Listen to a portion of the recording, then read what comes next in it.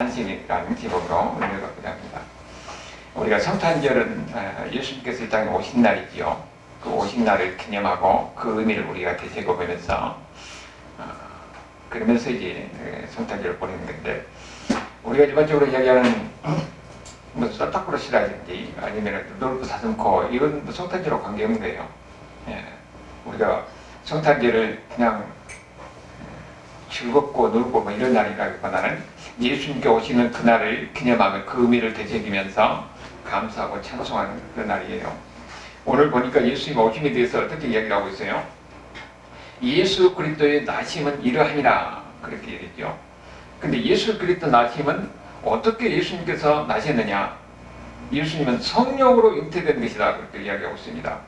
성령으로 잉태된 거예요. 예수님의 나심은 성령으로 잉태돼서 나셨다는 거예요. 근데 이것이 이미 선지자를 통해서 예언되었다는 겁니다. 22절에 보니까 이 모든 일이 된 것은 주께서 선지자로 하신 말씀을 이루하시니라. 이미 선지자를 통해서 예수님이 나신데 어떻게 나시느냐? 선지자 글을 보니까 23절에 보라, 처녀가 잉태하여 아들을 낳을 것이요 그 아들을 임마누엘이라 하라. 처녀가 잉태돼서 아들을 낳았는데 그 아들이 예수님이라는 거예요. 그러면은 여기 지금 뭐라고 했습니까? 예수님이 지금 누구에게 낳았어요? 동정녀 처녀인 지금 마리아에게 낳았잖아요. 마리아 이름이 흔하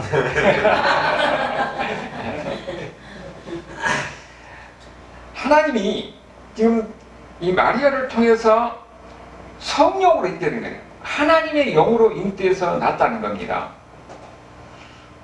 근데 여기에 대해서는 많은 이렇게 비판이 있잖아요. 왜 사람들이 이해를 못하고 이렇게 비판합니까? 인간의 상식으로는 이해가 될 수 없는 것이지요. 지금 요셉과 마리아는 정혼을 하고 정식으로 결혼하기 전에요. 그러니까 부부관계 없는 그런 관계지요. 그런데 잉태돼서 아이를 낳은 거예요. 그러니까 사람들이 볼 때는 도저히 인간 상식으로는 이해가 될 수 없는 거지요. 근데 그것이 성경에 이미 이사야 7장에서 예언된 대로 그대로 된 것이라고 성경에서 이야기하고 있는데, 일반적으로 사람들의 상식으로는 그게 이해가 안 되는 겁니다. 그래서 또 혹자는 그렇게 비판하기를 그래요. 이사야 7장 14절에 여기 나오는 처녀가 잉태해 아들을 낳은다 할 때 이 처녀란 말이 원래 보면은 결혼하지 않는 여자, 알마라는 말인데, 이 알마라는 말이 결혼하지 않는 여자를 이야기하는 것이지 처녀를 이야기하는 것이 아니라, 그렇게 하면서 비판한 사람이 있습니다. 그냥 인간의 상식으로 이해가 안 되니까 여러 가지 비판을 많이 한 거죠. 그런데 그 당시 유대 사회에서는 결혼하지 않는 여자가 남자를 알면 그 사람은 돌에 맞아 죽는 거예요. 그러니까 일반적으로 이 알마라는 말인 결혼하지 않는 여자는 처녀를 얘기한다는 겁니다. 근데 처녀가 그러면 어떻게 아이를 낳느냐? 인간의 상식으로 이해가 안 되니까 거기에 대해서 많은 사람이 비판하고 그런 가운데서 오히려 이해하지 않고 오히려 사생자다, 그렇게 이야기를 많이 하는 거죠. 그런데 우리가 여기에 대해서 지금 이 처녀가 아이를 갖게 된 것은 성령의 잉태함으로 그렇게 됐다, 이렇게 이야기하고 있어요. 성령으로 잉태되신 예수님, 이것이 아주 중요한 메시지입니다. 하나님의 영으로 잉태되어서 마리아가 아이를 낳은 거예요.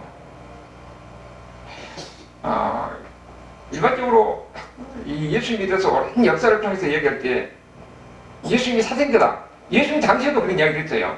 예수님이 사생자라고. 그런가 하면은 또 다른 여러 가지 동정녀 탄생을 왜곡해가지고 비판하는 그런 경우가 많이 있어요. 우리가 그런 경우를 좀 어떻게 보냐면은, 예수님이 오시기 전에 그 성모라는 개념이 여러 민족의 신화 가운데 있었어요. 애굽에서도 보면은 신의 어머니라는 신화, 성모라는 신화가 있고, 그리스 신화에도 보면은 신의 어머니라는 게 나오거든요. 그런데 기독교에서 가장 영향을 많이 끼친 것은 아수르 신화예요. 아수르 신화에 보면은 뭐가 나오냐면은 그 니무롯이라는 영웅이 있는데 그 사람이 죽어요. 그런데 그 아내가 그 아들을 낳았어요. 근데 아들이 니무롯이라는 그 영웅의 재현이다. 그렇게 하면서 자기가 신의 어머니가 되는 거예요. 그러니까 신의 자기가 이 남편이면서 신의 어머니가 된 거잖아요. 근데 그 당시에 지금 뭐가 있었냐면은 신의 어머니, 구원자의 어머니가 아이를 안고 있는 그런 모습이 아수르 신화에서 나온 겁니다. 그런데 그 아이는 지금 어떠냐면 아이는 항상 어린 아이예요. 연약한 아이입니다. 그러니까 그 당시에는 뭐가 됐어요? 그러면 신의 어머니가 더 강조가 되잖아요. 이것이 중세시대 때 교회에 들어온 거예요. 가톨릭 교회에 들어가지고 그 성모라는 개념이 바로 거기서 나온 겁니다. 신의 어머니가 이 아이를 안고 있는 모습이 아수르 신화에서 나온 것인데 그게 중세 교회에 들어와가지고 중세 교회에서 그것이 카톨릭에서 이렇게 받아들이는군요. 그것이 그리고 1854년에 비오 부셰 때 그러면은 그때 교리를 발표해요. 아니 예수님이 거룩하면은 예수님의 어머니인 마리아는 죄가 없다는 거예요. 그러니까 거기서부터 어떻게 나오냐? 마리아는 그러면은 태어날 때부터 죄가 없다 이런 개념으로 그때부터 일반적으로 이 카톨릭 교로서 이렇게 이해가 되기 시작하는 거예요. 그러다가 1950년도에 그때는 이런 공동 구원자라는 말이 나옵니다. 예수님뿐만 아니라 마리아도 예수님과 같은 구원자라는 거예요. 그것을 리데큐스라고 그렇게 이야기하거든요. 그것이 카톨릭 교리로 예수님을 마리아와 동격으로 보는 거예요. 마리아를 예수님과 동격으로 보는 겁니다. 그러니까 이상한 교리가 있는 거죠. 원래는 성경에 없는 교리가 카톨릭에서 그렇게 만들어진 겁니다. 이단의 영향을 받아서. 그러면은 성경에서 그럼 뭐라고 이야기하는가 우리가 봐야 되겠잖아요. 그래서 성경에서 보면은 성경에서 뭐라고 하냐? 누가복음 그 성경 찾기요. 누가복음 11장 27절을 보니까 이 말씀하실 때 무리 중에서 한 여자가 음성을 높여 이르되 당신을 뵌 태아 당신을 먹인 젖이 복이 있나이다 하니까 여기에 대해서 반박하잖아요. 예수님이. 예수께서 이르시되 오히려 하나님의 말씀을 듣고 지키는 자가 복이 있다고 그래요. 예수님을 난 마리아가 복이 있다고 그렇게 하니까 예수님은 그게 아니라 오히려 하나님의 말씀을 듣고 지키는 자가 복이 있다고 그러잖아요.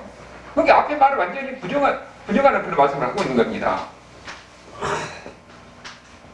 그리고 예수님이 그 갈릴리 사역을 할 때에 갈릴리 사역하면서 예수님에 대해서 소문이 나기 시작하잖아요. 여러 가지 이적을 행하고 기적을 능력을 행하고 번이는 가르침을 하고 그러니까 사람들이 많이 모여드는 거죠. 그때 예수님에 대해서 뭐라고 하냐? 예수님 미쳤다고 그러면서 이 예수의 가족들이 데리러 오는 거예요. 근데 그때 누가 왔느냐? 보니까 46절에 보니까 마태복음 10장 46절 50절이요. 예수께서 우리에게 말씀하실 때 그의 어머니와 동생들이 예수께 말하려고 밖에 섰더라. 여러분 여기 보면은요. 여기 분명히 뭐라고 그랬습니까? 예수와 예수님의 어머니와 동생이 예수님께 말하려고 섰다고 그랬잖아요. 그런데 카톨릭에서는 어떻게 이야기하냐면 예수님의 동생이 없다는 거예요. 여기로 분명히 예수님의 동생이라고 그랬는데 그래서 그 사람들은 뭐라고 이야기하냐? 예수님이 사촌일 것이다. 사촌일 것이다. 그렇게 생각하는 거예요. 왜냐면은 그 사람들 교리는 카톨릭의 교리에서는 예수님은 예수님 위에도 계속 동정이에요. 그러니까 그 교리를 정당화시키기 위해서 예수님의 동생은 사촌일 것이다. 그렇게 얘기하는 거죠. 그런데 여기 말씀에 대해서 예수님이 뭐라고 이야기하느냐? 예수님의 동생과 어머니가 왔다고 그러니까 예수님이 어머니에 대해서 이야기하잖아요. 벌써 당신의 어머니와 동생들이 당신을 말하고 밖에 서 있나 그러니까 예수님께서 뭐라고 합니까? 누가 내 어머니며 누가 내 동생이냐? 하시는 말씀이 하늘에 계신 내 아버지의 뜻대로 행하는 자가 내 형제요 자매요 어머니다. 지금 여기서는 지금 예수님은 예수님의 어머니에 대해서 어떤 신점은 인정하지 않고 그가 죄인이 아니라는 것도 인정하지 않는 거예요. 그도 평범한 인간이라는 것을 다시 한번 여기서 이야기해 주고 있는 겁니다. 예수님이 이 땅에 오신 것은 인간 가운데서 성령으로 잉태된 것이고 성령으로 역사하셔서 나오는 것이에요. 이 땅에 오신 것입니다. 그러니까 여기 말한 대로 이 카톨릭에서 이야기한 대로 이 마리아가 죄가 없는 분이고 그리고 신장체 되는 분이 아니라는 거예요. 예수님께서 그렇게 이야기하는 겁니다. 마가복음 3장 35절에 누구든지 하나님의 뜻대로 하는 자가 내 형제요 자매요 어머니라고 그렇게 이야기하고 있어요. 물론 예수님께서는 육신의 어머니를 끝까지 존중하는 거예요. 예수님께서 십자가 상에서도 그 요한에게 뭐라고 그럽니까? 보라 내 어머니다 하면서 이 어머니를 부탁하잖아요. 그리고 요한이 마지막 그 순간까지 이 에베소에서 예수님의 어머니 마리아를 모시고 그 마리아 무덤이 지금 에베소에 있다고 그렇게 우리가 또 이제 보고 성기순례가 되게 많이 바르고 가는 거죠. 그러나 중요한 것은 하나님이신 예수님에게 육신의 어머니는 그렇게 중요한 것이 아니에요. 예수님이 성령으로 잉태돼서 이 땅에 오신 거지요. 그 마리아는 거기에 거치가는 과정입니다. 거기에 태반을 받아서 마리아를 통해서 오는 것이지요. 그러면은 예수님이 동정녀에게 탄생됐다는 것이 우리가 무엇을 이야기하느냐? 성령으로 잉태돼서 이 땅에 오셨다는 것은 인간의 지혜가 예수님에게는 없다는 겁니다. 예수님은 그래서 하나님이에요. 예수님은 하나님이면서 동입니까? 죄가 없는 분이라는 것을 성령으로 잉태되었다는 것을 통해서 우리에게 가르쳐준 겁니다. 성령으로 잉태되었다는 것은 곧 예수님이 하나님이고 예수님은 인간의 지혜를 가지고 있지 않다는 것을 우리에게 보여준 것이죠. 그래서 성령으로 잉태됐다는 것이 그게 중요한 겁니다. 예수님이 이 땅에 오실 수 있는 방법은 뭐냐? 성령의 역사예요. 성령의 역사. 성령의 역사, 성령이 어딥니까? 성령은 창조하는 능력이 있는 겁니다. 그러니까 마리아에게서 생명을 창조하는 능력이 있는 거예요. 거기에 예수님이 성령으로 잉태돼서 이 땅에 오신 겁니다. 여러분, 우리도 마찬가지입니다. 우리도 어떤 사람이에요? 성령으로 해서 우리가 새로운 생명으로 태어난 사람이에요. 우리가 이 땅에서 똑같이 살고 있는 것 같지만 여러분 어떤 사람입니까? 여러분이 예수 믿게 된 것은 성령으로 여러분이 거듭났기 때문에 예수님이 믿어지는 겁니다. 내가 믿은 게 아니라 믿어지는 거예요. 성령의 역사입니다. 성령의 역사가. 우리가 어떤 사람이라고요? 새로운 생명으로 태어난 사람들입니다. 하나님이 볼 때는 우리는 어떤 사람이냐? 예수님을 통해서 우리를 볼 때는 우리는 어떤 사람이에요? 용서받은 사람이에요. 새로운 천국 백성으로 태어난 거듭난 사람이라고 우리가 이야기하는 거죠. 성령의 역사가 있기 때문에 예수님께서는 부활하신 거, 성령의 역사가 있기 때문에 우리가 마지막 천국 가는 그날까지 성령께서 우리를 천국으로 인도하는 겁니다. 여러분, 우리가 스스로 다 예수를 잘 믿을 것 같지만 그렇지 않아요. 우리가 예수를 믿었지만 우리 심령 속에서는 죄적 본능이 있어가지고 하나님을 자꾸 멀어지려고 하는 겁니다. 우리 본능대로, 우리의 이 본능대로 사는 것이 우리는 그의 행복인 줄 알고 그렇게 살아가요. 그런데 성령께서 우리를 간섭하시고 주장하십니다. 마지막 천국 가는 그날까지 우리의 마음을 주장하시고 우리의 삶을 주장하신 거예요.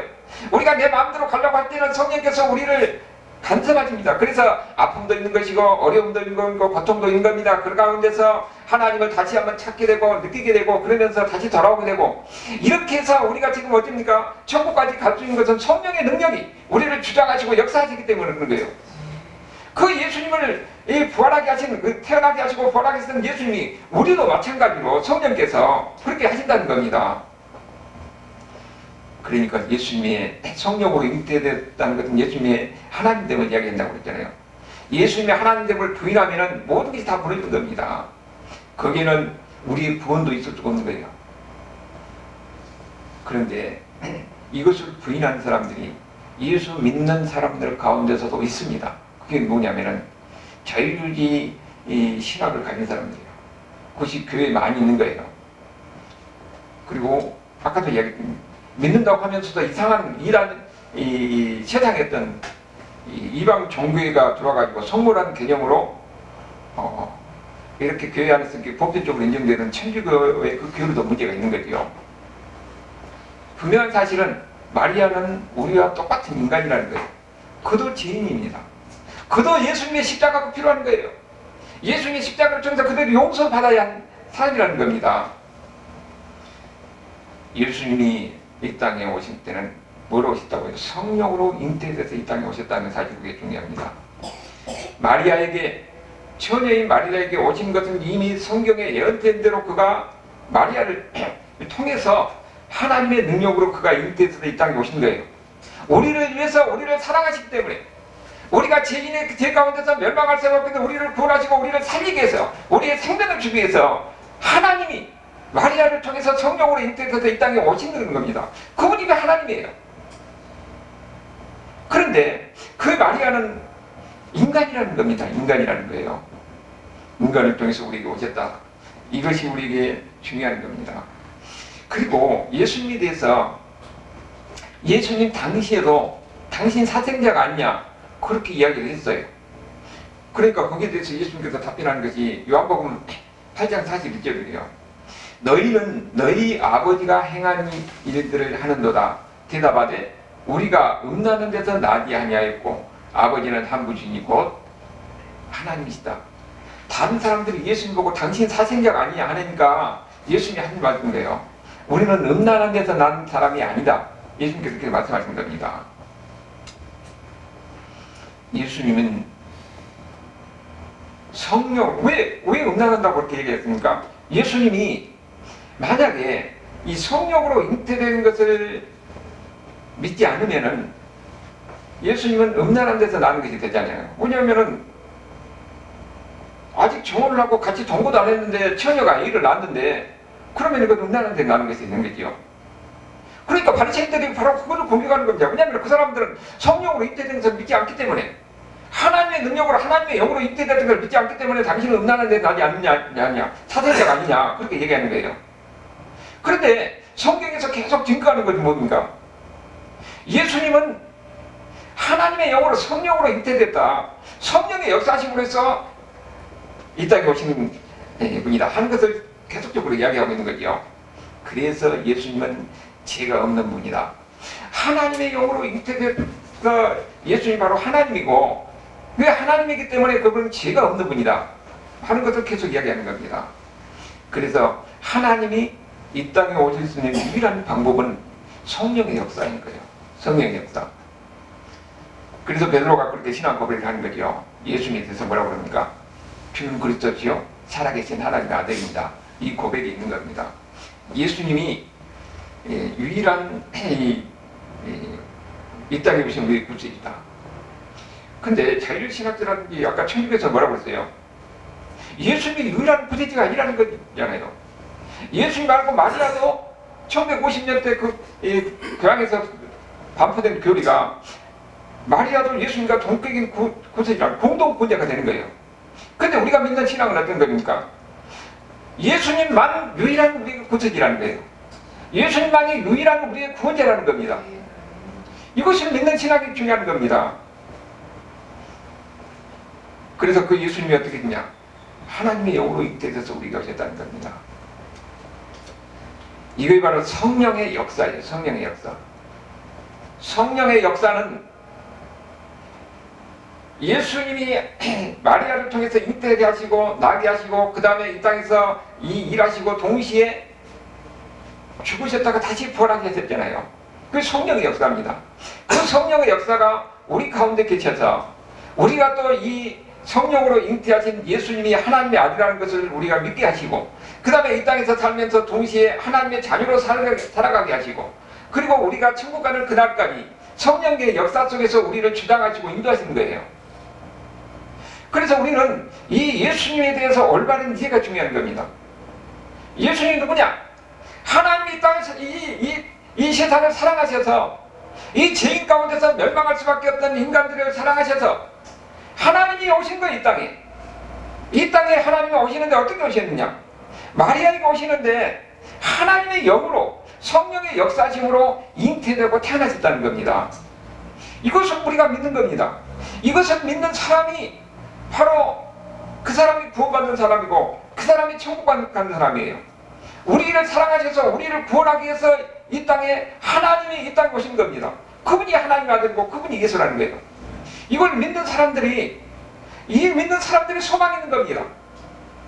우리가 가지는 자신을 그날까지 천국에 가는 그날까지 성령께서는 우리와 함께 하셔서 이 소망을 잊지 않게 하는 거예요. 예수 믿는 사람들은 이상의 세상과 다른 것은 무엇입니까? 우리는 이 세상에서 예수님을 통해서 이 세상에서 이 하나님의 자녀로 살고, 그리고 우리가 가는 그날 천국에서 우리는 다시 주님과 함께 영원한 삶을 살 것이라는 이 소망 가운데 사는 거예요. 우리가 세상에서 이렇게 똑같이 살고 있지만은, 그러나 우리는 중요한 사실은 하나님이 우리를 택하신 겁니다. 하나님을 알게 하시고 하나님의 은혜와 사랑을 살게 하시고 하나님 말씀 가운데 살게 하고, 세상의 법칙, 세상의 지배가 아니라 하나님의 방법으로, 하나님의 자녀로 하나님 말씀에 순종하면서 살게 하는 겁니다. 그것이 우리를 행복하게 만들고, 그것이 우리를 경험하게 만들고, 그 가운데 진짜 행복이 있다는 것을 가르쳐주는 거예요. 오늘 성찬제를 통해서 다시 한번 예수님 오심을 우리가 기억하면서 우리에게 유일한 구원자이신 예수님, 그분만이 우리의 구원자예요. 그분만이 우리에게 희망이 있고 그분만이 우리에게 소망이 있다는 겁니다. 이런 은혜 가운데 살아가는 저와 여러분의 삶이 될 수 있기를 주님의 이름으로 축원합니다. 아멘.